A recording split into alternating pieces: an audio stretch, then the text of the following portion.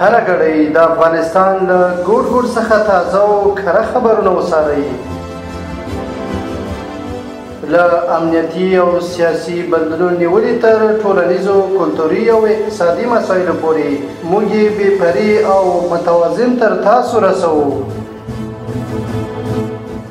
هره ګړۍ له کندوز راډیو څخه.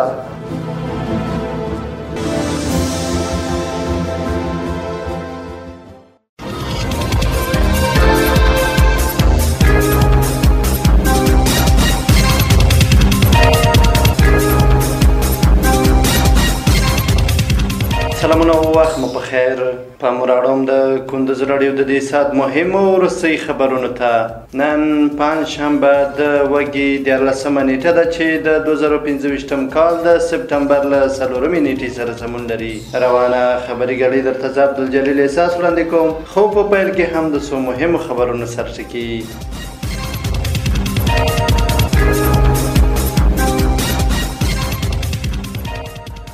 کندوز ولایت کې د ازادۍ واډ پراخولو او معیاري رغولو چارې پیل شوې.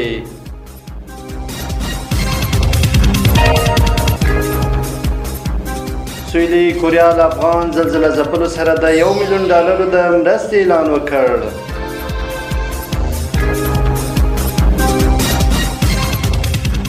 په کونړ کې د زلزلې د تلفاتو شمیر زیات شوی.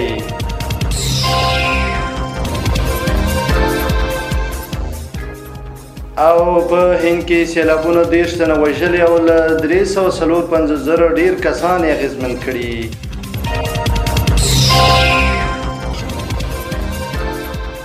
اوس هم بشپړ خبرونه. کندوز ولایت کې د ازادۍ واډ پراخولو او معیاري رغولو چارې پیل شوې. دغه ولایت د ښاروالۍ مسؤلین وایي چې د یاد سړک د دواړو لورو ته د ودانیو ورانولو او د سړک پراخولو او اساسي رغولو پروژې عملي چارې پیل شوي او ورسره به لاره پراخه او د ترافیکي ګڼې ګوڼې مخه به هم ونیول شي.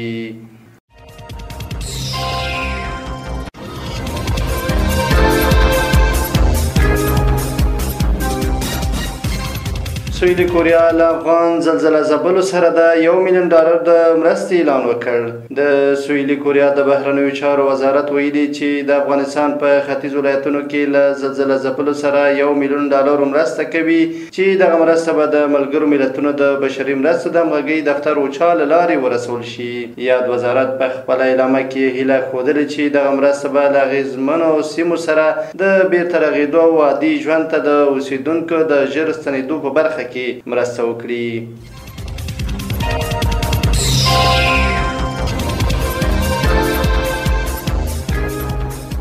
په کونړ کې د زلزلې د تلفاتو شمیر زیات شوی. د اسلامي امارت د ویان مرستیال حمدالله فطرت نن پر خپل ایکس پاڼه لیکلي چې د مړو شمیر 1450 او د زخمیانو شمیر 3394 ته لوړ شوی دی. د نوموړي په وینا په دې زلزله کې یوازې کونړ کې 6002 کورونه ویجاړ شوي دي. په ورته مهال فطرت زیاته کړې چې د ځینو هیوادونو له لوري د ژغورنې مسلکي ټیمونه رالېږل شوي چې د ژغورنې په عملیاتو کې به برخه اخلي. هغه زیاته کړې چې زلزله ځپلو سیمو ته تړل شوي لارې د تګ او راتګ پر مخ خلاصې شوي او ټولې حکومتي ادارې د خلکو په ملتیا هڅه کوي چې زیانمنو سره مرسته وکړي.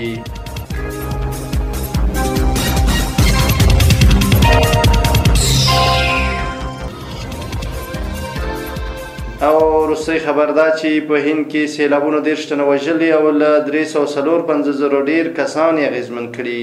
د هند په پنجاب ایالت کې د سختو بارانونو او سیلابونو له امله 30 کسان خپل ژوند له لاسه ورکړی او 354,000 کسان اغېزمن شوي چې شاوخوا 1400 کلي تر اوبو لاندې شوي دي. د راپورونو پر بنسټ تر اوسه نږدې 20,000 کسان له خطرناکو سیمو خوندي ځایونو ته انتقال شوي دي.